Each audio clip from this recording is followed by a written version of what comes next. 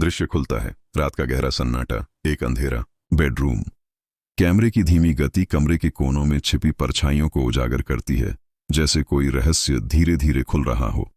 हवा में एक अजीब सा भारीपन और धुएं का एहसास है, जो खामोशी को और भी भयानक बना रहा है।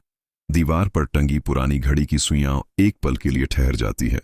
समय है रात का 1:11। हर टिक टिक की आवाज कमरे की चुप्पी को चीरती हुई महसूस होती है, जैसे कोई अनचाहा मेहमान दस्तक दे रहा हो। बेडरूम का माहौल बेहद शांत है, लेकिन यह शांति किसी आने वाले तूफान का संकेत दे रही है। फर्नीचर की गहरी परछाइयां दीवारों पर ऐसे नाच रही हैं, मानो वे जीवित हो उठी हों और किसी अनदेखी शक्ति के इशारे पर चल रही हों।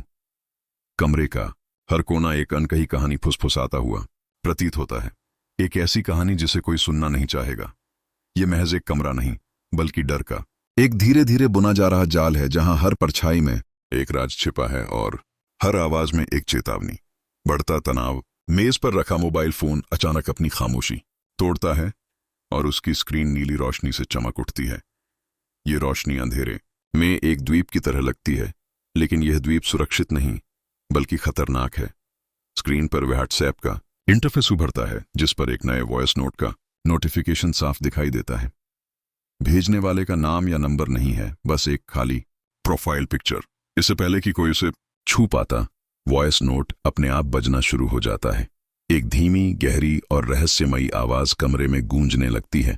सबसे डरावनी बात यह है कि यह आवाज किसी और की नहीं, बल्कि उसी व्यक्ति की है जो इस कमरे में अकेला है। यह उसकी अपनी ही आवाज है, जो अब किसी और की तरह लग रही है। आवाज फुसफुसाते हुए कुछ परेशान करने वाले वाक्य बोलती है।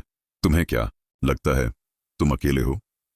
हर एक शब्द के साथ कमरे की बत्ती हल्की सी झिलमिलाती है, जैसे बिजली का वोल्टेज कम ज्यादा हो रहा हो। आवाज धीरे धीरे और गहरी होती जाती है। हमेशा कोई देख रहा होता है, ठीक तुम्हारी परछाई की तरह। चरमोत्कर्ष। कोई अचानक होने वाला शोर या जंप स्केयर नहीं है। डर धीरे धीरे नसों में उतरता है, एक मनोवैज्ञानिक हमले की तरह।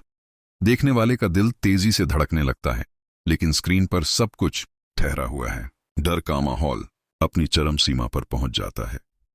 वॉइस नोट की आवाज अब एक धीमी हंसी में बदल जाती है।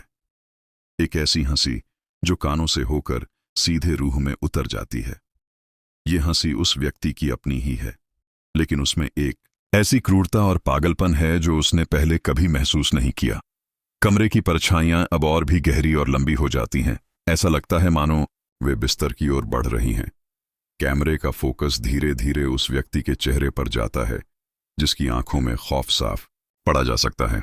वह हिलने या बोलने में असमर्थ है, जैसे किसी ने उसे अदृश्य जंजीरों से जकड़ लिया हो।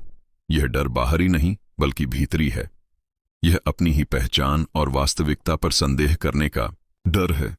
क्या यह सब सच है या उसके दिमाग का कोई खेल? यह सवाल कमरे की हवा में तैरता रहता है।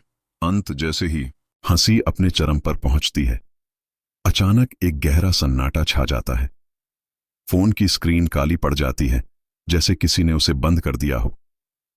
वॉइस नोट बंद हो चुका है, रोशनी की झिलमिलाहट रुक गई है और परछाइयां वापस अपनी जगह पर स्थिर हो गई हैं।